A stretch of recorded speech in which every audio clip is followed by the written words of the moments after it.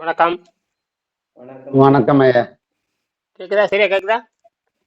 கேக்குது. கேட்குது. சரி. அண்ணா நீ கொஞ்சம் டவுன் ஆகுண்ணா. அண்ணா நான் நானு ஓகே. ரைட். எப்பொருள் எப்பொருள் யார் யாரை கேட்கணும்? அப்பொருள் கேட்கணும். அப்பொருள் அப்பொருள் மெய்ப்பொருள் காண்பது அறிவு. எப்படி மனப்பாடம் பண்ணிட்டீங்க? உங்களுக்கு கொஞ்சம் மூஞ்சி இறக்குங்க கொஞ்சம். சண்முகம் சண்முகம் ஒரு 2 இன்ச் இறங்க சண்முகம். சரி போதும் ஆ ஆ போதும் போதும் போதும் போதும் போதும் என்ற சரியா இருக்கும். ஓகே. இதெல்லாம் நேற்று ரொம்ப கடுமையான வேலைகள். அப்படிங்களா? அரைக்குதா? அதான் அனுப்பிச்சு பார்த்தேங்க. நீங்க பேசுறது அனுப்பிச்சியா இல்லையா? நீங்க அனுப்பிச்சேன் பேசுறது வந்து ஒரு என்ஜினியர் பேசுறது அதெல்லாம் வந்து அவங்க வந்து என்ஜினியர். அவரு ஆரோக்கியம் வந்துருச்சு. 100% ஆரோக்கியம் வந்து அவர் வந்து கடுமையான பாதிப்பு இருந்தவர். கைகால் வலி, மூட்டு வலி, முழங்கால் ஒரு என்ஜினியர். சென்னையில தான் இருக்கு. எங்கிட்ட வந்தப்ப நிறைய பேர் என்ஜினியர் இருக்காங்க. எல்லாம் பிஇ சிவில் பிடிச்சவங்க. கவர்மெண்ட் என்ஜினியர், பிரைவேட் என்ஜினியர் நிறைய எங்கிட்ட இருக்காங்க. என்னது கவர்மெண்ட் இன்ஜினியர், பிரைவேட் என்ஜினியர், என்னது பிரைவேட் இன்ஜினியர், கவர்மெண்ட் என்ஜினியர் நிறைய இருக்கா. ஒரு 10 பேரா இருக்கு. எல்லாம் மெடிக்கல் ரிப்போர்ட்டோட இருக்காங்க. எல்லாருமே நாளைக்கு எங்க வேணாலும் ப்ரூவ் பண்ணுவாங்க. அந்த மாதிரி நான் இங்க வச்சிருக்கேன். அதெல்லாம் ஒரு காலம் வந்தே தீரும். ஒரு காலம் வந்தே தீரும். அது வந்து அது மெல்ல வரும். நான் வந்து ஏன்னா இப்பதான் எவிடன்ஸ் அதிகமாயிட்டா போகுது. இப்போ வந்து முந்தியெல்லாம் வந்து அறிவியலுக்கு முக்கியத்துவம் இல்லை. இப்ப அறிவியலுக்கு அரசாங்கமே முக்கியத்துவம் கொடுத்து தமிழ்நாடு அரசாங்கம் பண்ணுது. அதனாலதான் நான் இதை போய் நேரடியா இப்ப வேற 15ஆம் தேதி நான் மதுரை போறேன். மதுரை போய் ஒரு 4 பேர் 15, 16 சுதந்திரத்தின் தண்ணிக்கு அந்த வேறுபாடு பண்ணிட்டு இருக்கு. எப்படியும் வந்து ஒரு 10 பேர்த்திட்டே அதை கொடுத்துருவேன். இது வரைக்கும் 10,000 பேர்த்துக்கு கொடுத்துருப்பேன். அது எனக்கு முக்கியம் இல்ல. ஒரு 10 விஞ்ஞானத்தை கொடுக்கறதா எனக்கு முக்கியம். உங்களுக்கு கொடுத்து உங்களை காப்பாத்துறது இதெல்லாம் எனக்கு வேலையே கிடையாது. இதெல்லாம் சாதாரணம். இதெல்லாம் வந்து ஒரு சாதாரணம். ஆனால் ஒரு ஐஐடி இன்ஜினியர் அது டியூட்டியில இருக்கிற இன்ஜினியர் கொடுக்கணும். டியூட்டியில இருக்கிறவங்க கொடுக்கணும். யார்கிட்ட? டியூட்டியில இருக்கிறவன், ரிசர்ச் மைண்ட் இருக்கிறவன், புதியவர்கள்ட்ட கொடுக்கணும். அதுக்கு நான் என்னுடைய குடும்பத்தையே இறக்கி இருக்கேன். பொண்ணவே கரெக்ட் பண்ணிட்டு வரேன். அவங்கள பேசி பயிற்சி பண்ணி சின்ன வயசு என்ன சொல்றது, மிகப்பெரிய விஷயத்த வந்து ஒரு சின்ன குழந்தைகிட்ட எப்படி வைக்கிறது அப்படிங்கிறத யோசிக்க வேணும். சும்மா சாதாரண விஷயம் இல்லை. ஒரு சிம்பிள், அதாவது இது பரிணாமத்தையே கேள்வி கேட்கறது. டார்வின் ஒரு மிகப்பெரிய விஞ்ஞானி. சார்லஸ் டார்வினுக்கு ஒரு பெரிய விஞ்ஞானி. 1850, 60 பிறந்தவர். இங்கிலாந்துல பிறந்தவர். அவரு தான் வந்து முதல்ல உயிர்கள் எப்படி தோன்றிச்சுன்னு அவர் கேள்வி கேட்கிறார். உயிர்கள் எப்படி தோன்றிச்சு, எப்படி வளருது, என்னடா ஒரே பிரச்சனை அப்படி சிந்திக்கிறார். இதுக்கு அவங்க வந்து பின்னாடி அவங்க சர்ச், அவங்க வந்து ஏதோ மத சம்பந்தப்பட்டமா எல்லாரும் மத நம்பிக்கையுடைய வந்தா எல்லாம் முட்டாளுக்கு தான். எல்லாரும் முட்டாளுக்கு. எப்படி நாம எப்படி முட்டாள்தனம் இது பண்றோம் பாருங்க. எல்லாம் ஒரு நல்லதுக்கு போராடுறதையும் அவனை அடிச்சு கொள்றது, நல்லதுக்கு போராடுறதையும் ஒரு அடிச்சு கொள்வான். மாட்ட போறானுங்க. எல்லா கொலைகாரங்களாம் மாட்ட போறானுங்க. எல்லா கொலைகாரம் முன்னாடி வந்துட்டானுங்க. தன்னை தெரியாமையே கொலைகாரம் முன்னாந்து மாட்ட போறானுங்க இந்த சௌஜன்யா கேஸ்ல. புரியுதா?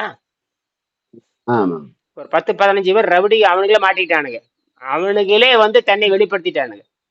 நீ அந்த ஃப்ரேம்ல இருந்து யாரும் தப்பிக்க முடியாது. அந்த போட்டோ எடுத்ததுதான் எல்லாம். நீ அதை வச்சு பிடிச்சேன்னு வச்சுங்க, அத்தனை பேர்த்தையும் பிடிச்ச ஒருத்தனை பிடிச்சி அசுக்கணும்னா அத்தனை பேர் வந்துருவானுங்க. இப்பதான் வளர்க்குறீங்க. ஏன்னா இன்னைக்கெல்லாம் வீடியோ வந்துருச்சு. யாரு அவன் அடிக்கிற கையில ஆயுதம் வச்சிருக்கான் பார்த்தேன் நான். அது அந்த கூட்டத்துல அவன் கையில இந்த எப்படின்னா இந்த வளையமா இருக்கும். ஒவ்வொரு அதுல போட்டு மறைச்சு பாக்கெட்டுக்குள்ள வச்சிருக்கான்னு எடுத்து ஒரு நாள் அட்டிக்க பாக்குறான். என்ன அப்ப யார் அனுப்புறான்னு அந்த அந்த தர்மசாலா நிர்வாகம் இருக்கு இல்லையா, அந்த அந்த ஜெயின் கூட ஒரு 4-5 ஜெயினுக்கு சேர்ந்துதான் இத்தனை வேலையும் பண்றானுங்க. 4-5 ஜெயினுக்கு இருக்க பாருங்க. அவனுக்கு தான் கர்நாடகத்தையே வேட்டையாடுறானுங்க. கர்நாடகத்தையே வேட்டையாடின்னு இருக்கிறாங்க. 4-5 ஜெயினுக்கு தான். அது கூட 100 ரவுடிகள் இருக்கிறாங்க. அந்த 100 ரவுடிகளுக்கு எலும்பு துண்டு போட்டே இருக்க வேண்டியது. எலும்பு துண்டு போட்டுக்கிட்டே இருக்க வேண்டியது. அவனுக்கு யாருன்னே தெரியாது. அவங்க நேரா போக வேண்டியது. அத்தனை 300 போலீஸ் இருக்குது, 300 காவல்துறை அத்தனையும் மீறி வந்து அடிக்கிறான்னா என்ன தைரியம்? அந்த காவல்துறைக்கு என்ன இருக்குது? இதுக்கு ஆன்டி நக்சலைட் யாரோ இருக்காங்க. அத்தனை போலீஸ் இருக்குது. இவருக்கு நேர 10 கார்ல வர்றானுங்க, இறங்குறானுங்க. அவனுக்கு பாட்டுக்கு அந்த சௌஜன்யாவுக்கு விசாரிப்பா. அவங்க வழக்கம் போல 15 வருஷம் போராடிட்டு இருக்காங்க. வழக்கம் போல 15 ஆண்டா போராடிட்டு அவங்க பண்றது. இவன் என்னடா உள்ள வரான்னா, அப்போ குற்றம் உறுதியாகி போச்சு. அது அவனுக்கு வராம இந்த இந்த நாய்களை விட்டு பண்றது. இந்த நாய்களை பிடிச்சி அமுத்துனா சரியா போயிடும். மாட்டிக்கிட்டானுங்க, எல்லாத்துக்கும் எஃப்ஐஆர் போட்டாச்சு. நீ இவனுங்களை வச்சே பிடிச்சிக்கலாம், இவனுங்களை வச்சே பிடிச்சிக்கலாம். பிடிக்கணும். போதும். இவன் சாட்சி ஆகி போச்சு. நீ அவ்வளவுதான். நீ எப்ப பார்த்தாலும் இவங்களை பிடிச்சிக்கிட்டே இருப்பானு. இது அது எஃப்ஐஆர் பதிவு பண்ணியாச்சு. நேரம் எங்க இது ஐஜிடி போயிட்டானுங்க. ஐஜியை வந்து கேஸ் பதிவு பண்ணிட்டாங்க. இவங்க மேல எஃப்ஐஆர் போட்டாச்சு. இவங்க மேல எஃப்ஐஆர். எல்லாம் டின்னு போட்டு வந்தா. வண்டி பேரு டி, தர்மசாலா டி. அது அந்த காரு எல்லாம் பதிவாயாச்சு. நீ எவனும் தப்பிக்க முடியும். இதை பிடிச்சி நசுக்கணும்னா எல்லா வேலையும் வரும். காலம் வந்தே தீரும். நீதி கிடைச்சே அதாவதுங்க 98 பேர் வந்து குற்றவாளி தப்பிக்கப்படலாம், 99 பேர் தப்பிக்கப்படலாம். ஒரு நிரபராதி வந்து பாதிக்கப்படக்கூடாதுங்கிறதான் விஷயமே. அதனாலதான் நானும் பார்த்துக்கிட்டு தான் இருக்கேன். இந்த நாட்டுல அக்குறம், அதாவது உலகம் பூரா நடக்குதுங்க. ஏன் இந்த அக்குறம் இங்க மட்டும் இல்ல, உலகம் பூரா நடக்குது. தமிழ்நாட்டுல பாருங்க, நேத்து ஒரு போலீஸ்கார குடிச்சு இந்த குடிச்சு கும்மாளம் இந்த சாப்பாடு திங்கிறது, அதுக்கு மேல குடிக்கிறது, குடிச்சு போட்டு ஒரு போலீஸ்காரன் வந்திருக்கு, அவனையும் வெட்டி கொண்டிருக்காங்க. நேத்து முந்தா நாள் நடந்திருக்குது கோபியில. எங்க ஊர்ல இருந்து ஒரு 20-40 கிலோமீட்டர் தள்ளி கோபிச்செட்டிப்பாளையம். கோபிச்செட்டிப்பாளையத்துல கொஞ்சம் திருப்பூர் பல்லடம் பூரா இந்த ஃபேன் ஓடிட்டே இருக்கும். காத்தாடி ஃபேன் ஓடிக்கிட்டே இருக்கும், கரண்ட் எடுக்கிறது. ஏதோ அப்பனும் மகனுக்குள்ள ஒண்ணு, ஏதோ தோட்டத்துக்குள்ள குடிதான், இல்ல குடி சாப்பாடு நல்ல தின்னு போட்டு போதை இருக்குது. அண்ணன் தம்பி மகன் அப்பன் அண்ணன் தம்பி அதுக்குள்ள சண்டை வந்துடுச்சு. அதை யார போலீஸுக்கு சொல்லியிருக்காங்க. போலீஸுக்கு அவன் நைட்ல போயிட்டு ஏதாவது ஒரு 10 மணி 12 மணியா இருக்கு மாதிரி தெரியும், என்னன்னு தெரியல. அந்த ஏசி அங்க அந்த நேரத்துல உள்ள போயிருக்கிறான். அவங்ககிட்ட எதுவுமே இல்லை அந்த நேரத்துல. ஏன்டா இப்ப சண்டை போட்டு இருக்கிறீங்கன்னு சொல்லிட்டு பேசும்போது அவன் குடிபோதை என்ன பண்ணிட்டு அறுவாள் எடுத்து குடிபோதையில என்ன நடக்குது பாருங்களேன். ஒரு ஐசை கழுத்துல வெட்டிக்கிறேன். அப்பவே அந்த மற்ற எல்லாம் பயந்து ஓடிட்டாங்க. அந்த வெறியில கார் அடிச்சு வண்டி அடிச்சு போலீஸ்கார் வேனையை அடிச்சு எல்லாம் போதை ஏறிடுது. என்னது, ஆனா எங்க உலகத்திலேயே அதிகமா சாராயம் விற்கிறது வந்து இந்தியாவில தமிழ்நாட்டுலதான். தமிழ்நாட்டுல சாராயத்தோட நம்பர் 1. ஒழுக்கம் பண்பு மானம் மரியாதை எதுவுமே எங்க நாட்டுல கிடையாது. புரியுதா? எல்லாம் இழந்தாச்சு. எங்க நாட்டுல சித்தர்கள் தோன்றினார்கள், ஞானிகள் தோன்றினார்கள், 63 நாயன்மார்கள் தோன்றினார்கள், 11 ஆழ்வார்கள் தோன்றினார்கள், ஏராளமான சித்தர்கள் தோன்றினார்கள். திருக்குறள், தேவாரம், திருவாசகம், உலகத்திலே அதிக இலக்கியங்கள் உள்ள மொழி தமிழ் மொழி. அத்தனை இருந்துமே கற்பழிக்கு எப்படி சௌஜன்யா எப்படி கற்பழிச்சு நார தொங்க விட்டாங்க, அதே மாதிரி நார கிழிச்சாச்சு. இதுல இருக்கிறதுக்கு ஒண்ணுமே இல்லை. நீ இருக்கிறது நான் ஒண்ணு சுத்தம் மட்டும்தான். இது ஒண்ணு யாரும் ஒண்ணுமே செய்ய முடியாது. நாமளே விடுத்து கொண்டு தகுதியற்ற நாடாக மாறிவிட்டது. இந்தியா வந்து தகுதியற்ற நாடு. இந்தியா வந்து தகுதியற்ற நாடு, வாழ தகுதியற்ற நாடு, ஒழுக்கம் தகுதியற்ற நாடா மாறிடுச்சு. இவ்வளவு இலக்கியம் இருந்து அப்ப நம்ம பாடத்திலே படிக்கல, பாடத்துல சொல்லித்தரப்படவில்லை. இதுதான் பெரிய குற்றம். அது எல்லாமே மனப்பாட கல்வி முறை, அதாவது எதற்கும் பயன்படாதது. இப்ப இந்த ஒண்ணும் பாருங்க, இந்த கல்வி முறை வந்து 2000 ஆண்டுக்கு இருக்கிற செய்திகள் உள்ள வச்சிருக்காங்க. என்னது, 2000 ஆண்டுக்கு முன்னாடி இருந்த செய்தி உள்ள வச்சிருக்காங்க. அந்த 2000 ஆண்டுக்கு முன்னாடி சொன்னவர் யாருன்னு தெரியாது. யாருன்னு திருவள்ளுவர் தான் சொல்லியிருக்காரு, திருமூலர் சொல்லியிருக்காரு, பதஞ்சலி சொல்லியிருக்காரு, டாக்டர் அருணாடகர் சொல்லியிருக்காரு. இதெல்லாம் யாருமே நமக்கு தெரியாது. சொல்லப்படும் யாருமே தெரியாது, யாருமே தெரியாது. ஆமா, இப்ப வெங்கடேசன் உங்களுக்கு தெரியாது, எனக்கு தெரியும். எனக்கு மட்டும்தான் வெங்கடேசன் தெரியும். உங்களுக்கு எங்க வெங்கடேசன் யாருன்னு தெரியாது. சரியா? இதெல்லாம் நான் நேர்ல பார்த்தேன். இப்போ இவங்க சொல்றதெல்லாம் உண்மையானா, இப்ப வெங்கடேசன் பண்ணியிருக்காரு. வெங்கடேசன் பண்ணிட்டு தன்னுடைய 10வது பாடத்துல பாத்தீங்கன்னா தான் எப்படி மெடிக்கல் ரிப்போர்ட் எடுத்தெல்லாம் இருக்கு. 10வது பாடத்துல அவர் மெடிக்கல் ரிப்போர்ட் எடுத்திருக்காரு. தன்னுடைய நார்மல் எப்படி இருக்குது, இது யார் பண்றாங்க? ரோட்டரி சங்கத்துல இருக்கிற வெங்கடேசன் வந்து ரோட்டரி சங்கத்தின் மூலமாக, அந்த ரோட்டரி சங்கத்தில் சீஃப் டாக்டர் இருப்பாங்க இல்லையா, அந்த டாக்டர் இவர் மெடிக்கல் ரிப்போர்ட் எடுக்கிறாங்க. 2வது வந்து இவருடைய தம்பியே டாக்டர். யாரு? வெங்கடேசனுடைய தம்பி, வெங்கடேசனுடைய சொந்த தம்பி சத்தியமூர்த்தி. அவர் பேர் சத்தியமூர்த்தின்னு பேரு. இவர் பேர் சண்முகம், பையன் தம்பி பேர் சத்தியமூர்த்தி. சத்தியமூர்த்தியோட பொண்டாட்டி கணவன் மணி, இவருடைய தம்பி பொண்டாட்டியும் டாக்டர், எம்பிபிஎஸ் டாக்டர். அவங்களும் அண்ணனுக்காக ரிசர்ச் பண்றாங்க. ஏன்னா ஒரு சயின்டிஸ்ட் பேசுறத போய் நீங்க என்ன பண்ணிருப்பேன், நீங்களாம் பேசினா கூட மரியாதை இருக்காது. ஒரு சயின்டிஸ்ட் பேசுறத யாரும் மதிக்க. இப்போ ஒரு பிஇ சிவில் இன்ஜினியர், நான் டாக்டரேட் பண்ணியிருக்கேன், நான் கவர்மெண்ட்ல பிஇ சிவில் வாங்கியிருக்கேன். நான் இந்த ஆராய்ச்சி பண்ணும்போது யாரும் ஒன்றும் சொல்ல மாட்டாங்க. சரிங்க, இது எப்படி பண்றீங்கன்னு தான் கேட்பாங்களே தவிர நம்மளைத்தான் கேவலப்படுத்துவானுங்க. நம்மளைத்தான் கேவலப்படுத்து. ஒரு பிஇ சிவில் இன்ஜினியர் போய் யாரும் கேவலப்படுத்த முடியாது. ம். அதுக்குதான் இது ஏதோ அப்படி இருக்கட்டும். அந்த அளவுல போறாங்க, பண்றாங்க. பண்ணிட்டு மெடிக்கல் காலேஜ்ல போய் கேட்கறாரு. நான் வந்து ரிசர்ச் பண்றவன். அவர் ஏன் என்னாம இந்த ப்ராஜெக்ட் ரிப்போர்ட் எப்படி எழுதுறோம்னா, ஒரு தலைப்பு என்ன, நோக்கம் என்ன, எதற்காக பண்றீங்க, எப்படி பண்றீங்க, இது நன்மை என்ன, தீமை என்ன, அந்த 10 பக்கத்துல எல்லா விவரமும் இருக்கணும். அதுதான் அதுதான் ஆராய்ச்சி அறிக்கைன்னு பேரு. அந்த அறிக்கையை படிச்சு வாயில பேசுறத ஏத்துக்க மாட்டாங்க. என்ன சொல்ல வர்றேன், எதுக்காக நீ செய்யற, நன்மை என்ன, தீமை என்ன, சமுதாயத்துக்கு என்ன நன்மை வருது, இதனால என்ன சைடு எஃபெக்ட் வரும், என்னென்ன ஆபத்து வரும், எல்லாம் எழுதணும். என்னது எல்லாமே எழுதணும். அதை ரெக்கார்டு படிச்சு எடுக்கணும். அதனாலதான் இவ்வளோ எவிடன்ஸ், அதனாலதான் இவ்வளோ துல்லியமா பேசணுங்கிறனாலதான் என்கிட்ட படிச்சவங்க யாருமே அந்த தகுதி கிடையாது. நான் துல்லியமா, என்னுடைய துல்லியமா பத்தாதுங்கிற இந்த அளவுக்கு பேசுற அளவுக்கு கூட யாரும் மண்டையில அந்த நினைவு கிடையாது. அதனாலதான் என்கிட்ட படிச்சவங்க பூரா ஓடிட்டானு. ம். புரியுதா? புரியுதுங்க. அவனுக்கு நோய் நல்லா ஆயிடுச்சு, பணம் கட்டினானுங்க, நோய் இன்னும் எங்கிட்ட நோய் நல்லா, இன்னும் மரியாதைக்கு பணம் கொடுக்கணும்லாம் இருக்கிறான். ம். மரியாதைக்கு பயிற்சிக்கு வர்றதுல மரியாதைக்கு பணம் கொடுக்கணும்லாம் இருக்கிறான். அதெல்லாம் வேற. நீ வந்து நீ பணம் கொடுத்தா மட்டும் எனக்கு பிரயோஜனம் இல்லை. நீ யாருன்னு வந்து சொல்லணும். ம். பண்ணிட்டு இருங்க, நான் அரங்கரியமா பண்ணியிருக்கேன், அப்படியும் கூப்பிடுறேன், இதை வரையும்பாங்க. ஏன்னா அவங்களுக்கு வந்து என்னன்னு கேட்டீங்கன்னா, பேசினாதான் மக்களுடைய நீ உங்ககிட்ட இருக்கிறத பேசிட்டு. அப்ப இப்ப திருவள்ளுவர் வந்தாருங்கிறான், திருமூலர் வந்தாருங்கிறான், யாரோ ஒரு பெரிய பெரிய ஞானிகளா வந்தாங்க. அவங்க மனசுல இருக்கிறத இந்த கூலி வாங்கிட்டா எழுதுனாங்க. யார்கிட்ட போய் கூலி வாங்கினா? யார்ட்டையும் கூலி வாங்காம தான் உணர்ந்ததை தான் கடைபிடிச்சதை எழுதுன்னு காட்டுறது நமக்கு தெரியுது. ம். இதெல்லாம் தெரியாம போயிடுது. தெரியாம போதும். இந்த மாதிரி தான் அவங்க நினைச்சிருந்தா எழுதாம கூட போயிருக்கலாம். திருவள்ளுவர் நினைச்சிருந்தா எழுதாம கூட போயிருக்கலாம். அவர் வந்து அந்த இடத்துல மருந்துங்கிற இடத்துல அவர் எழுதாம போயிருந்தா நமக்கு எப்படி இது கிடைச்சிருக்கு? இந்த தண்ணீரை வைத்துக் கொண்டு என்ன பண்ணலாம், ம்.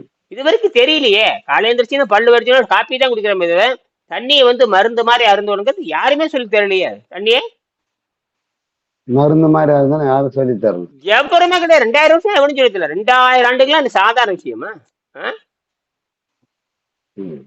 காலையில டிஃபனை தின்னு தான் சொல்றமே தவிர, அது ஒரு டிஃபனை தின்னு, இப்ப டிஃபனை தின்னு, 10 மணிக்கு காப்பி குடி, 12 மணிக்கு வடை தின்னு, 1 மணிக்கு பூரி, இப்படி சொல்லி இருக்கமே தவிர, அது தண்ணீரை அருந்தி உள்ளே இருக்கிற விஷத்தை வெளியே எடுக்கிற யாருக்குமே அந்த அறிவு இல்லை. யாருக்குமே, உலகத்துக்கே கிடையாது.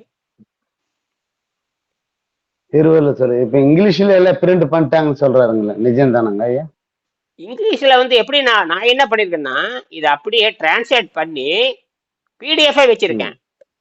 பிடிஎஃப் உங்களுக்கு வேணும்னா பிடிஎஃப் இங்கிலீஷ்ல அனுப்புவேன். பிரிண்டிங்க வேணும், நீங்க ஜெராக்ஸ் எடுத்துக்கலாம். இந்த இங்கிலீஷ்ல 230 நீங்க ஜெராக்ஸ் எடுத்துக்கலாம்.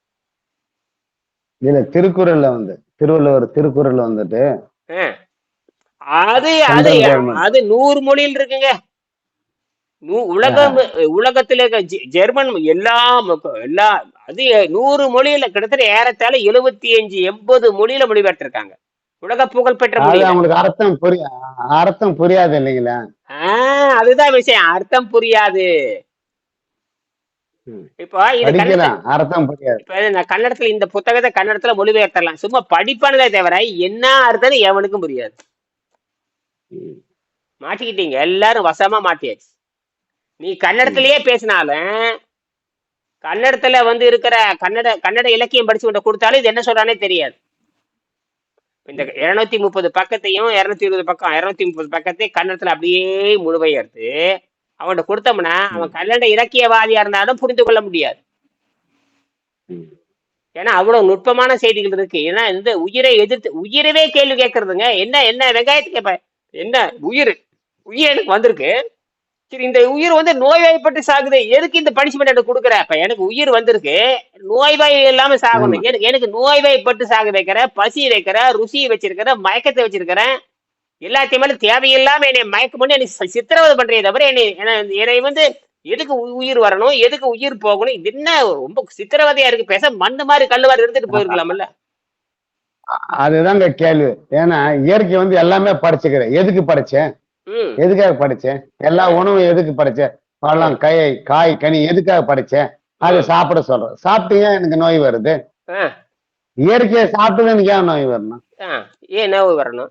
சரியான இந்த கேள்வி, இந்த ஃபண்டமெண்டலாம் இதுல கேள்வி கேட்டங்காட்டித்தான் இயற்கை தன்னுடைய ரகசியத்தை பூரா சொல்லிடு, சுத்தப்படுத்துறா. ஒண்ணும் இல்லடா, நான் வந்து சுத்தப்படுத்துறதுக்கு தான் வச்சிருக்கிறேன், நான் சுத்தப்படுத்தி எவனும் சொல்லலடா, நீ சுத்தப்படுத்தி நீ தப்பிச்சு போட, மத்தவனை பத்தி நீ ஏன் கவலைப்படுறீங்குது. அதுதான் விஷயமே. நீ சுத்தப்படுத்திக்கோ, நீ 100 வருஷம் வாழ்றத பத்தி நீ பாரு, நீ மற்றவனை சாவறதுக்கு தாண்டா வச்சிருக்கிறேன். மற்றவன் இதை புரிந்து கொள்ள வேண்டும். யார் புரிந்து கொள்றாங்களோ அரையும் குறையுமே செஞ்சாவே 100 ஆண்டு வாழலாம். அரையும் குறையுமே செஞ்சாவே நோயினுடைய ஆஸ்பத்திரிக்கு இப்ப வந்ததானுங்க. ஆமாங்க. ஆஸ்பத்திரிங்கிறது என்ன இப்போ பெரிய பெரிய ஆஸ்பத்திரியா வந்து இன்னும் பல ஊர்ல ஆஸ்பத்திரி இல்லாம ஊரெல்லாம் இருக்குது. மருத்துவமனை டிஸ்பென்சரி இல்லாம இடம் இருக்கு, கிளினிக்கல் இடம் இருக்கு, எவ்வளவு மலை கிராமத்து எத்தனையோ இருக்கு இல்லையா? இன்னும் எக்கச்சக்கமான இடமெல்லாம் இருக்கு. ஏதோ ஊருக்கு நடுவுல தான் ஆஸ்பத்திரி வச்சிருக்க. சரி, அங்க விட்டு மத்த எங்க இருக்கு ஆஸ்பத்திரி? எங்க ஏதோ இருக்கு. அப்படின்னா இயற்கையாகவே உடம்பை குணமாக்குற சக்தி உள்ளேயே வச்சிருக்குதுங்கிறது அர்த்தம். உன்னை கேட்டுதான் மருத்துவம் வந்துச்சா? உன்னை கேட்டுதான் நோய் வந்துச்சா? நீ வர்றதுக்கு முன்னாடியே நோய் நீக்கிற முறை எழுதியாச்சு. நோய் நீக்கிற முறை எழுதியாச்சு. ஆனா யாருக்கும் விவரம் தெரியல. யாருக்கும் விவரம் அது அறியல, அது அறியப்படல. ஏன்னா அவன் தனியா இருக்கிறான். அந்த அந்த சொல்லி கொடுக்குற அந்த மருத்துவன், அந்த சித்தன், அந்த யோகி அவன் தனியா இருக்கிறான். இவன் சோம்பேறி தனத்துல போய் அவன் பாக்குறது இல்ல. சோம்பேறி தனத்துல போய் இவன் போய் பாக்குறது. இவனுக்கு என்ன பண்றான்? நம்ம சுகம் அழியக்கூடாது, நம்ம சுகம் அழியக்கூடாது, நம்மளோட சுகபோகம் அழியக்கூடாது, நான் எவனுக்கோ 10 ரூபா கொடுத்தோம்னா பரிகாரம் பாக்குற மாதிரி பாத்துக்கிட்டு இருக்கிறேன். என்னது அந்த பரிகாரி தான் டாக்டருக்கு புரியுதா உங்களுக்கு? அந்த எப்படி ஜோசிகம் பரிகாரம் பண்ற மாதிரி கடவுளுக்கு காட்டுறேன்னு சொல்லிட்டு பரிகாரம் பண்ற மாதிரி, கடவுளுக்கு காட்டுறேன்னு சொல்லிட்டு பரிகாரம் பண்ணித்தானே எங்களை 5000 பேர்த்த கொண்டு போட்டீங்க. அதை கேட்க போனா அப்ப அந்த அந்த பரிகாரிக்கு தான் இந்த மந்திரம் தந்திரம் கோயில் எல்லாமே பரிகாரம் பண்றடாம். இது கருமத்தை கழிக்கிறது. எப்படி நம்ம சோப் போட்டு அழுக்க குடிக்கிற மாதிரி சோப் போட்டு குடிக்கலாம். அது வெளியே இருக்கிற அழுக்கு தான் போகும், உள்ள இருக்கிறதுக்கு எப்படா போகும்? அதைத்தான் வள்ளுவர் கேட்கிறாரு. சரி, அதுக்குத்தான் என்ன பண்றாருன்னா நேரடியா இந்த மருந்துங்கிற தலைப்பு எழுதியிருக்காரு. அந்த மருந்துங்கிற தலைப்புல தான் இது இருக்கு. சரி, இப்ப நான் என்ன பண்ணிருக்கேன்னு கேட்டீங்கன்னா, இயற்கை வந்து பல குற்றங்கள் செஞ்சிருக்கு. அதாவது நெற்றிக்கண்ணை திறப்பனும் குற்றம் குற்றமே, நீ கடவுளே ஆனாலும் குற்றம் தான் சொன்னாவே தமிழன். அதாவது அது அந்த கதை என்ன சொல்லணும் கேட்டீங்கன்னா, அது சங்ககால தமிழ்ல நடந்தது. ஒரு பெண்ணுடைய முடி, பெண்ணு இருக்குல்ல, பெண்ணுடைய மசுறு, அந்த மசுருக்கு வந்து மனம் கிடையாது, மசுருக்கு மனம் கிடையாது, மசுருக்கு நாட்டம் கிடையாது, மனம் கிடையாது. உடனே அந்த கடவுள் மாதிரி இருக்கிற ஒருத்தர் சொல்றான், நான் கடவுளே, என்னுடைய பொண்டாட்டி அவளுக்கு எப்படி கூந்தலுக்கு மனம் இல்லாம இருக்கமான்னு கேக்குறான். நான் சொல்ல, நீ கடவுளா இருந்தா என்ன, நீ கற்பூரமா இருந்தா எனக்கு என்னடா, பொண்டாட்டியா இருந்தாலும் மனம் இருக்காதரா அப்படிங்கிற. என்னது பொண்டாட்டியா இருந்தாலும் மனம் இருக்காது, அது இயற்கைடா அப்படின்ட்டான். பாக்கலாமா, போடா வேணே அப்படின்ட்டான். அதுதான் தமிழ். இயற்கையின்படி எந்த மசிற்கு மனம் கிடையாது, எந்த மசிற்கும் மனம் கிடையாது. அப்ப அவன் சொல்றான், உன் பொண்டாட்டி வந்து தொடர்ந்து ஏதாவது தைலம் பூசி இருப்பா, அல்லது ஹேர் ஆயில் பூசி இருப்பா, அல்லது ஏதோ ரோஜா பூ மல்லிகை பூ தலையில வச்சிருப்பா, அந்த வாசம் தான் அதுல ஒட்டி இருக்குமே தவிர இயற்கையா மனிதனுக்கு அந்த முடிக்கு எப்படா நாத்த வரும் மனம் வரும்னு கேட்டான். இதுதான் தமிழ். அப்ப இந்த கேள்வி கேட்க வேணும், இந்த கேள்வி கேட்கணும். நாம வந்து நமக்கு வந்து ஏன் பசிக்குதுன்னு தெரியாது, ஏன் ருசின்னு தெரியாது, எதுவுமே நமக்கு தெரியாது, எதுவுமே தெரியாது. நம்ம பெற்றோருக்கும் தெரியாது. பன்னிக்குட்டி மாதிரி வருவான், பன்னிக்குட்டி மாதிரி பெத்துக்குவான், நோய் வந்தா சாவான், அழுவான், அவன் செத்தா நாம அழுகுற, 4 நாளைக்கு அழுகுற, அப்புறம் சரி அழுது போனதுக்கு அப்புறம் 2 நாளைக்கு அப்புறம் மறந்துற. அம்மாவே செத்தாலும் 3 நாளைக்கு அப்புறம் நினப்பு இருக்குது. அது பாருங்க இயற்கை என்ன பண்ணுது பாருங்க. அம்மா செத்து போச்சா, சரி அந்த நேரத்துல அப்படியே ஊங்க வேண்டியது, அப்புறம் அப்புறம் ஒரு வாரம் ஆச்சுன்னா மறந்து வைப்போம், அவ்வளவுதான். ஒரு வாரம் ஆச்சுன்னா என்னடா கொடுமையா இருக்குது. அப்ப இதுல இருந்து தெரிஞ்சு போச்சு, எல்லாமே ஒரு வகையான எப்படி ஜக ஜக ஜக ஜான இந்த மின்னுது பாருங்க, அப்படி ஜல ஜலன்னு சித்த நேரம் தான். என்னது சித்த நேரம் தான். சித்த நேரத்துல நாங்க மாத்திக்கிறோம். சித்த நேரம், ஒரு வினாடி நேரத்தில் நடக்கிறதெல்லாம் உண்மையை நினைச்சுக்கிறோம். ஒரு வினாடி அது ஒரு வினாடி நடந்துட்டு போகுது.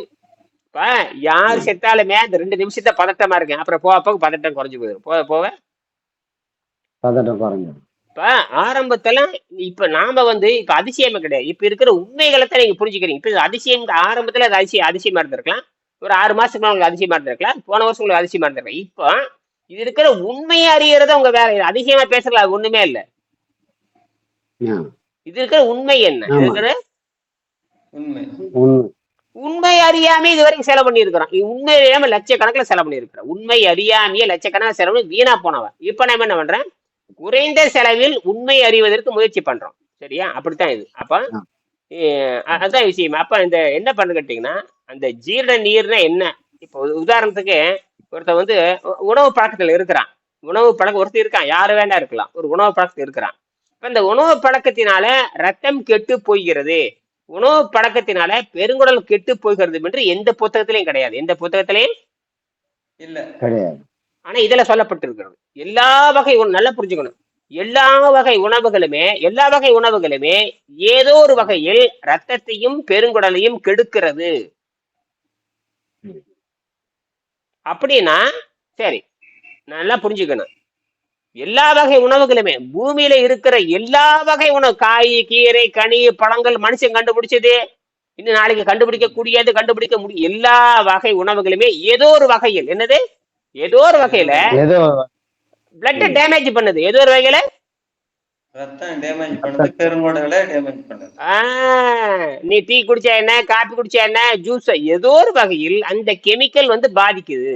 அதுக்கு நானே உதாரணம். உதாரணத்துக்கு இப்ப நான் வந்து தண்ணி பாட்டில் இங்க வச்சிருக்கேன், ரைட்டு. இப்ப நான் வேணா இப்ப தண்ணி பாட்டில் வச்சிருக்கேன், தண்ணி கொஞ்சம் இருக்கு, நான் குடிக்கிறேன். இதை விட்டு நான் டீ குடிக்கலாமே. இப்ப நான் டீ குடிக்கலாம். என்னது, நான் டீ குடிக்கலாம். என்னை யாரும் கேட்க போறது, என்னை எவனும் கேட்க போறது. நான் டீ எவனும் என்னை கேட்க முடியாது. 25 வருஷமா இனிமேல் தான் கேட்க போறானா, எவனும் கேட்க முடியாது. நான் டீ குடிக்கலாம், ஜூஸ் போட்டு குடிக்கலாம், கோழிச்சூப் பவுடர், ரெடிமேடு கோழிச்சூப் பவுடர் வந்திருக்கு. அடங்க உட்காம உலக ஃப்ராடு அது. ஒரு நண்பர் வந்து குட்டு போட்டு போனாரு, சார் சாப்பிட்டு பாருங்க. சரி குரான் வாங்கி அடுத்து ரெடிமேடு கோழிச்சூப் போடுறேன், என்னடா கதை விடுறீங்க அப்படின்னு. அந்த கோழியை காய வச்சு, செத்து போன கோழியெல்லாம் காய வைக்கிறது. என்னது, செத்து போன கோழியெல்லாம் காய வச்சு, வேக வச்சு காய வச்சு பொடி பண்ணிடுறது. அந்த காலத்துல அந்த காலத்துல பாட்டி என்ன பண்ணுவாங்கன்னா, ஆடு வெட்டுறப்ப மிச்சமாச்சு அந்த கறியெல்லாம் உப்பு மஞ்சளை போட்டு மேல கட்டி வைக்குவாங்க, கட்டி வச்சிருவாங்க. அதை என்ன பண்றான் தெரியுமா, அதை பவுடர் பண்றான். அதை வந்து காய வச்சு பவுடர் பண்ணி அதோட மசாலா பொடி சேர்த்து இது வந்து கோழிச்சூப்பு பவுடர் விற்கிறானுங்க. அடங்க ஒக்கமாக்கா. என்னடா அதான் சார், இவ தின்னு கட்டுறது பரம்பரை, மனிதனை வந்து தின்னு கட்ட பரம்பரை. ஏதாவது உள்ள கொடுத்து இங்க பாருங்க, அவன் விற்கிறான், ரைட்டு, அது வேற. ஆனால் இயற்கை வந்து உங்க சாவை எப்படி உறுதிப்படுத்துது பாருங்க. இன்னும் கொஞ்சம் நல்லா இருக்கிறோம், இன்னும் ஜல்தி சாகணும். அதெல்லாம் சாப்பிட்டது அதுல பூரா அஜினாமோட்டா கலந்து பார்த்தேன். அஜினாமோட்டா கலந்து இருக்கிறான். அஜினாமோட்டா ரொம்ப மோசமானது. செயற்கை சுவை அஜினாமோட்டாங்கிறது பயங்கரமா மோசமான உப்பு. அது அஜினாமோட்டா அந்த காலத்துல கலக்கல எல்லா உணவுலையும் போடுவான், சிப்ஸ்ல போடுவான், பேக்கெட் ஃபுட்டு, பிஸ்கட்டு, என்னென்ன இருக்குதோ எல்லாத்துலயும் பெரிய கோடிக்கணக்கில் பணம் ஈட்டுற முதலைகள் இருக்கிறாங்க. இந்த உணவுப் பொருள் தயாரிக்கிற அவங்க பூரா இந்த கெமிக்கலை போடாம ஒண்ணும் பண்ண முடியாது. புரியுதுங்களா? சரி, அதெல்லாம் இருக்கட்டும். ஆக இந்த ஜீரண நீர் சுரக்கின்ற பொழுது நமக்கு என்ன ஏற்படும் கேட்டீங்கன்னா, இந்த வாதம், பித்தம், கபம் சமநிலையற்று போய் விடுகிறது, சமநிலை இல்லாம பண்ணிடுது. பித்தம், கபம். ஆமா, இது வந்து சபனை நமக்கு வந்து சைபர்லயே இருக்கணும், எப்பவுமே சைபர்லயே இருக்கணும். எது சைபர்லயே இருந்துட்டே இருந்ததுன்னா மரணம் வராது. ஆனா ஒண்ணு, இத நீங்க என்ன பண்ணணும்னா, ஒரு 17 கிலோ 18 கிலோ எடையுள்ள ஒரு தண்ணி அல்லது 20 கிலோ இடையில ஒரு சக்கரம், இந்த சர்க்கரையோ மூட்டையோ ஏதோ ஒரு பொருளை நீங்க தோல்ல வச்சுட்டு 1 மணி நேரத்துல 6 கிலோமீட்டர் நடக்க முடியும். 1 மணி நேரத்துல 6 கிலோமீட்டர். இதுதான் இயல்பான மனித தோல்னுடைய வலிமை. நம்மளுடைய தோல்னுடைய வலிமை 16 லிட்டர் தான், அதாவது 16 கேஜி. என்னது, 16 கேஜி. இதுதான் லிஸ்ட். அதான் ஒரு குடத்தினுடைய கெப்பாசிட்டி, நம்மளுடைய கையினுடைய கெப்பாசிட்டியே 16 கிலோ தான், 17 கிலோ தான். அதனாலதான் குடம் கண்டுபிடிச்சானுங்க. அதனாலதான் 16. ஒரு குடம் தண்ணி அளந்து பார்த்தா 16 கிலோ அல்லது 17 கிலோ இருக்கும். இதை வச்சுட்டு தோல் மேல வச்சுக்கிட்டு எங்க வேணாம் போலாம். என்னது, எங்க வேணாலும் போலாம். இதுதான், இது வந்து இயற்கையா இருக்கிற சக்தி. இதை நீங்க செக் பண்ணி பார்க்கலாம். நான் 1000 முறை செக் பண்ணிட்டேன். எத்தனை முறை? 1000. அது மட்டும் இல்ல, கையில மம்டி எடுத்துன்னு வச்சுக்கேன், 3 மணி நேரம் மம்டி வெட்டுவேன், தண்ணி கூட குடிக்காம. எல்லாம் பண்ணி பார்த்தாச்சு. அப்புறம் தான் தெரிஞ்சு போச்சு, இந்த உடம்பு உண்மையாலுமே இயங்குதுறான்னு கண்டுபிடிச்சதுக்கு அப்புறம் தான், இது உணவு பழக்கமே தவிர வேற ஒண்ணு இல்லை. அப்புறம் புரிஞ்சுக்கிட்டேன், இது உணவு பழக்கம். நம்ம என்ன காப்பி போட்டுக்கலாம், வெத்தலை போட்டுக்கலாம், பீடி சிகரெட் குடிச்சுக்கலாம், இட்லி தின்னுக்கலாம், தோசை தின்னுக்கலாம், புரோட்டா, ஏன் இதெல்லாம் பழக்கத்துல வர்றது இல்லது. பழக்கத்துல எனக்கு இப்போ காலையில வந்து போண்டா தின்ன உடம்பு ஒத்துக்காதான், ரைட் தின்னுக்கடா அப்படிங்க. காலையில பிரியாணி தின வேண்டாம் தின்னுக்கடா அப்படிங்க. காலையில் மிச்சர் திங்கலாம் தின்னுக்கடாங்க. எதையும் உடம்பு வேண்டாம்னு சொல்றது இல்ல. அது வாயில போட்டுக்கலையே, கெட்டு போறது அப்புறம் தானே கெடுது. அப்பத்தை ஏத்துக்கு அப்ப என்ன பண்ணுது தெரியுமா, ருசியா இருக்குது இல்ல, உடனே அந்த நேரத்துல ருசி வந்துருது. மிச்சர் தின்னா ருசியா இருக்குது, பக்கடை தின்னா நேற்றான பக்கடை பத்திரம் செத்து போயிருவீங்களா? பக்கடா வந்து 3 நாளைக்கு முன்னாடி பொறிச்சு, பக்கடாங்கிற ஓட்டு பக்கடா, மாவு பக்கடா, வெங்காய பக்கடா, நிறைய பக்கடா வைக்குது. பக்கடாவை ஒரு வாரத்துக்கு முன்னாடி பொறிச்சு அப்படியே தட்டில் வச்சிருக்கிறேன். அது 100 கிராம் வாங்கிட்டு வரான், 50 ரூபா கொடுத்து வாங்கிட்டு வரேன். ஒரு வாரமா வச்சு வச்சு திங்கிறான். செத்தா போயிட நல்லா இருமே. ஆனால் அது உள்ள போய் மாத கணக்கில் ஆகிதான் சாகடிக்கும். பக்கடா என்ன ருசி, பக்கடா முந்திரி பக்கடாங்கிறான். அடேங்கப்ப என்ன ருசிங்கிறீங்க பக்கடால. அடே பெங்களூர்ல பக்கடா சாப்பிட்டுருங்க. பக்கடாங்கிறான். எல்லா மந்திரிகளும் பக்கடா திங்கிற பயலுக்கு தான் மிச்சம் திங்கிற பயலுக்கு தான். அத்தனை நாத்தா முடிச்ச கக்கூஸ் பயலுக்கு அத்தனை பேருமே. சரி, இப்ப நான் காலையில பக்கடா தின்ன வேண்டாம்னு சொல்லுமா? வேண்டாம்னு சொல்லாது. அது மெல்லத்தான். இதெல்லாம் எதுக்கு சொல்றேன்னா, எல்லா வகையான முடிவும் ருசியை அடிப்படையாக கொண்டதுதான். அந்த ருசி அந்த என்ன சொல்றான்னா, நீ ஆகாரத்தை விடலாம், ஆனால் நீ ருசியை குறைச்சி, ஆகாரத்தை விடுறதை பத்தி கவலை இல்ல, ருசியை நீ விட்டவனாக இருக்கிறாயா? நீ ஆகாரத்தையும் விட்டு ருசியும் விட்டாதான் நீ கடவுள் என்னும் உண்மையை தன்மையை புரிந்து கொள்ள முடியும்னு பகவத்கீதையில சொல்றான். நாம என்ன பண்றோம், ஆகாரத்தை விடுவதற்கு முன்பாக போட்டதை வெளியிருக்கிறோம். ஆகாரத்தை விடுறதுங்கிறது பெரிய பிரச்சனை இல்லை. ஆனால் ஏற்கனவே டெபாசிட் பண்ற அந்த டெபாசிட் காலி பண்ணணும். என்னது டெபாசிட்டை காலி பண்ணாம நிறுத்திட்டேன்னு வச்சுக்க, அந்த டெபாசிட் என்ன கொண்டு போடும். அதான் அந்த விஷயத்த நீங்க புரிஞ்சுக்கணும். ஆமாங்க, அது உண்மைங்க, அதுதான் உண்மை. நானு 2-3 எங்க ஆசிரமத்தில் கூட சொன்னேன் இதுதான். நாம நீங்க உட்காந்து தியானம் பண்ணணும்னாக்க உள்ள வெளியே சுத்தம் பண்றதில்ல, மனசு சுத்தமா கூட தேவையில்ல. மனசு என்ன வேணா இருக்குதான், உள்ள உறுப்பு மேல இருக்கிற கலிஜனை கிளீன் பண்ணதான். உள்ள உட்காந்து தியானம் பண்ணா அது உள்ள சிவன் வருவான். அவன் குடியிருக்கிறதுனாக்க உள்ள அவனுக்கு வீடு சுத்தமா இருக்கணும் அப்படின்னு தான் சொல்லிக்கிறேன். கரெக்ட், இதுதான் பாயிண்ட். இந்த பாயிண்ட் வந்து ரத்தத்துல மட்டும் இல்ல. ரத்தம்ங்கிறது ஒரு உறுப்பு தான். ரத்தம்ங்கிறது ஒரு உறுப்பு. 12 உறுப்புல அது முக்கியமான உறுப்பு. மிச்சம் 11 உறுப்பு படிஞ்சிருக்குதாடா. அதை எவன்டா கிளீன் பண்றதுன்னா, எவனாலும் கிளீன் பண்ண. தண்ணீரும் தூய்மையான மருந்தடிக்காத காய்கறிகளும் காற்றும் தான் அவனை தூய்மையாக்கும். எவனும் தப்பிக்க முடியாது, எந்த ஜட்ஜும் தப்பிக்க முடியாது, எந்த எம்டி என்ன, எம்எஸ் என்ன, எந்த நோபல் பரிசு எவனும் தப்பி. பாருங்க, 2016 நோபல் பரிசு வாங்குறாரு பெரிய சயின்டிஸ்ட். பட்டினி இருந்தால் நோய் குணமாக கண்டுபிடிச்சு நோபல் பரிசு வாங்கிட்டார் 2016 ஜப்பான் டாக்டர். அவரே நோபல் தான் சாக போறார். அவரே எழுதி வச்சுக்கோங்க, சாக போறார். நான் சொல்றது நடக்குதே இல்லையான்னு பாருங்க. துடுத்து சாக போறான். நாம அப்படி கிடையாது. அவர் வெறும் என்ன பண்றாரு தெரியும், அவர் சுத்தப்படுத்தல, உடம்பை சுத்தப்படுத்தல. அவன் அந்த மீன் கறி பன்னி கறி அவன் தின்னுட்டு இருக்கிறான். ஜப்பானுக்கார பத்தி எங்களுக்கு தெரியாதா? பூரா பச்சை கறி திக்கிறவன். உடம்பு சுத்தம் எங்க சாவு வந்தே வருங்க. எப்படி இந்த தெளிவு வந்ததை நீங்க பேசுறீங்க? இந்த தெளிவு உண்டாக்கறதுக்கு தான் இவ்வளவு கஷ்டப்பட்டிருக்கேன்.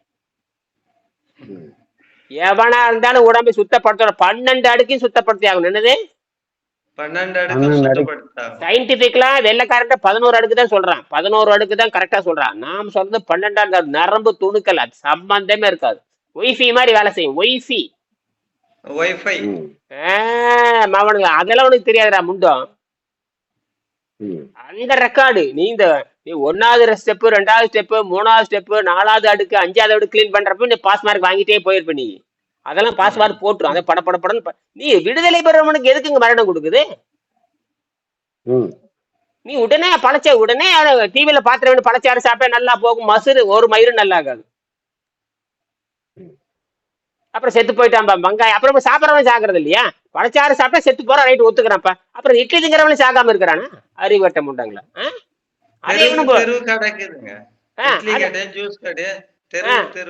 அப்ப எல்லா கடையும் மூடிடலாமா? அப்ப இட்லி கடை மூடு, ஜூஸ் கடை மூடு, ஐஸ்கிரீம் கடை மூடு, எல்லாத்தையும் மூட வேண்டியதானே? பழக்கடை மூடு, காய்கறி கடை மூடு, பழஞ்சாட்டு தானே செத்து போற, பழக்கடை மூடு. விவசாயத்தை க்ளோஸ் பண்ண. அப்புறம் பழச்சாறு சாப்பிட்டா செத்து போனா அப்புறம் பழம் எதுக்கு உற்பத்தி பண்ற? தேவையில்ல. அப்ப விவசாயமே தான் இருக்கு.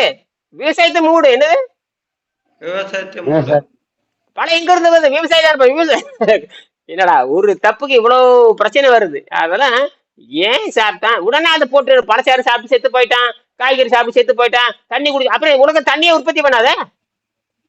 அப்ப ம். மழையெல்லாம் நிறுத்தி என்னடா என்ற அறிவே இருக்க வேண்டாமா? ஆ? தண்ணி குடிச்சா செத்து போயிடுவான். அடே அவ பிரியாணி தானே சாகுறது இல்லை பாரு. பிரியாணி சாப்பிட்டு போலீஸ்காரனே கொண்டு போட்டான். அட கொடுவாதி, பிரியாணி தின்னு போட்டு போதை ஏறிடுது. பிரியாணி தின்னாச்சு, சாராயம் குடிச்சாச்சு. சண்டை போடாதங்கன்னு சொல்ல வந்தவன கொண்டு போட்டாங்க. சண்டை போடாதுன்னு சொல்ல வரவன என்ன பண்ணிட்டாங்க? போடுவோன்னு போட்டு கொண்டு போடு.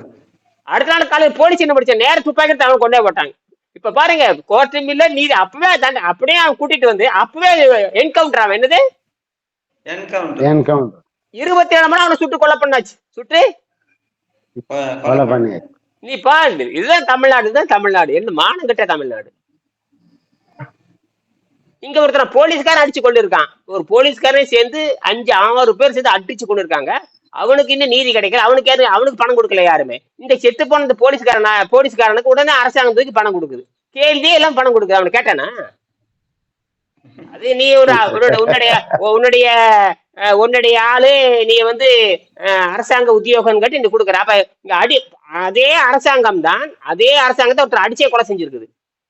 இங்க பொதுமக்கள் வந்து அதே அரசாங்கம் தான் ஒரு பொதுமக்களுக்கு அவனுக்கு ஏன் 1 கோடி கொடுக்கல? அவன் தண்ணி அடிச்சுக்கிறான், பிரியாணி சாப்பிட்டுக்கிறான், அதெல்லாம் போட்டு மூடிட்டாங்க. அதே வேற ஆளு அவன் இப்ப தண்ணியை ஷூட் குடிச்சதுனால அவனை ஷூட் பண்றதுக்கு அதிகாரம் கொடுக்குறாங்க. அதிகாரம் இவனே எடுத்து சுட்டு போட்டான். பேருக்கு போறது கோர்ட்டுக்கு போனா நேரம் ஆகும்னு சொல்லி போட்டு வேணுமனே அவனை கூட்டிட்டு வந்து அந்த ஒரு நாளுக்கு அடுத்த நாள் ஓடுறான்னு சொல்லிட்டு பொய் சொல்லி திடீர்னு ஓட்ட வேண்டியது. எந்த ரெக்கார்டு எதுவும் இல்லையே. அதனாலதான் என்ன பண்ணுது கேட்டீங்கன்னா, நீதிபதிகள் எப்பவுமே போலீஸ் வாக்குமூலத்தை ஏத்துக்க மாட்டாங்க. போலீஸ் கொடுக்குற வாக்குமூலத்தை யாரும் நீதிபதி ஏத்துக்க மாட்டாங்க. நீதிபதியே இனிமேல் தைரியமா சொல்லுங்க, போலீஸ் வாக்குமூலத்தை நீதிமன்றம் ஏற்றுக்கொள்ளாது. இப்ப பாரு இந்த கேஸ் போக சொல்லிடுவேன், வேணும்னே கொலை செஞ்சிருக்கீங்கடா அப்படின்றாங்க. வேணும்னே கொலை செஞ்சிருக்கிறீங்க நீங்க. அவன் என்ன எனக்கு 10 பேர் இருக்கப்ப எப்படா தப்பிச்சுப்போ? அவனுக்கு சுட தெரியாது. அவன் சாதாரண ஒரு கிராமத்துக்காரன். இது சாராயம் குடிச்சிட்டு கொலை பண்ணி போட்டான். நீ என்ன பண்ணி இருக்கிற? பழிக்கு பண்ணி வைக்கிறதுக்காக வேணும்னே கூட்டு வந்துட்டு தப்பிச்சு போன ரெக்கார்டு காட்டு, வீடியோ காட்டு. அதுக்குதான் அமெரிக்கால என்ன பண்ணிட்டாங்க, உலக நாடெல்லாம் முன்னேறி நாடு என்ன பண்ணிட்டான்னா பட்டன்ல கேமரா வச்சிருக்கணும். எந்த போலீஸ் அதிகாரம் பட்டன்ல கேமரா வச்சுக்கணும். என்னது இது பேரு பாடி கேமரான்னு பேரு. அவெல்லாம் கொண்டு வந்துட்டான். இந்த மானங்கட்ட இந்தியாவில ஒரு இளவும் கிடையாது. உண்மை வெளியே வந்துருங்க. ஆமா, அங்க வந்து காவல்துறை வீட்டுக்கு வந்து பட்டன் கேமரா ஆன் பண்ணிட்டு தான் போகணும். பட்டன் கேமராவை ஆன் பண்ணிட்டு தான் போகணும். எல்லா ஆர்குமெண்ட்டும் அது பதிவாகணும். அதனால எல்லாம் அங்க வெளிநாட்டுல காவல்துறை தப்பே பண்ண முடியாது. வெளிநாட்டுல எல்லாம் தப்பு பண்ண முடியாது. அதே சிங்கப்பூர்ல நினைச்சு கூட பார்க்க முடியாது. சிங்கப்பூர்ல ரொம்ப குற்றம் குறைவு. எல்லாம் பட்டன் கேமரா, எல்லாம் நீ இப்ப எல்லாம் ரெக்கார்ட் ஆகணும். ஏன்னா அதுதான் விட்னஸ்ங்கிற. அதனாலதான் வெளிநாட்டுல வந்து காவல்துறை குற்றங்கள் ரொம்ப இங்க இந்தியாவில திறந்து விட. அது வடநாடெல்லாம் அவ்வளவுதான். போலீஸ் ஸ்டேஷன் போனா இங்க திரும்பி வர முடியாது. சரி, இப்ப உங்களுக்கு புரிஞ்சிருச்சா? அப்ப உடந்தை எந்த உணவை சாப்பிட்டாலும் அது குற்றமுடையதாக இருக்கிறது. நீங்க ஏதாவது கேள்வி கேட்டு முடிச்சுக்கலாம். நேரமாச்சு. அது இன்னைக்கு தண்ணிலே தான் போட்டுக்கிறேங்க டெய்லி ஒரு 12 ஹவர். 12 ஹவர் போடுங்க. போட்டுட்டு எடையை செக் பண்ணுங்க. காலை பாருங்க, கால் எப்படி சுருங்கி இருக்கணும். கால் சுருங்கி இருக்கணும். கால் நிற மாதிரி இருக்கான்னு பாருங்க. ஒரு கால் நேரம் கூட போட்டுட்டு கால் நிற மாதிரி இருக்கான்னு பாருங்க. சரி சரி. கால் நிற மாதிரி பாருங்க. வேற எதுவும் 24 மணி நேரம் தான் அந்த 20 ஹவர் போடுறோம் தண்ணி டெய்லி இங்க வந்த பிறகு. 20 ஹவர் போடுறது பெரிய விஷயமாச்சு. அதுவே உங்களுக்கு புற்றுநோய் குணமாக்குது. அது குணமாயிட்டு வருது. என்னது குணமாயிட்டு வருது. மூஞ்சி வடிஞ்சிருக்கு. சண்முகத்தை நல்லா மூஞ்சி வடிஞ்சிருக்கு. மூஞ்சி நல்ல அந்த வடிஞ்சு வரணும். அந்த வடிஞ்சு இந்த வடிஞ்சு வந்து ஒரு கட்டத்துக்கு மேல நாக்குல வந்து வெள்ளை படித நிக்கும். லேசான ரோசாப்பூ நேரத்துல இருக்கணும். லேசான இதெல்லாம் மாறிடு. இதெல்லாம் இந்த மஞ்சளே இருக்காது. அப்படியே அந்த மஞ்சள் வந்து 50 ஆண்டு மஞ்சள், 50 வருஷமா சாப்பிட்ட மஞ்சள். அது ம். அது பித்தத்துல போய் சேர்ந்துருக்கும். பித்தத்துல போய் கல்லீரல், ம். கணையம் எல்லாம் போய் சேர்ந்து அந்த அப்படியே எப்படி இருக்கு தெரியுமா? கண்ணுக்கு தெரியாத துகளா உட்காந்துருக்கும். கண்ணுக்கு தெரியாத நானோ ம். துகள். அந்த துகளா அதுதான் வந்து படிச்சுக்கிட்டே இருக்கும். அந்த விஷத்த தண்ணீரை வச்சு கழுவிட்டு தண்ணீரும் காற்றோட ரொம்ப முக்கியமா இருக்கணும். மறுபடியும் நான் பேசுவோம். சரி, நன்றி. சரி.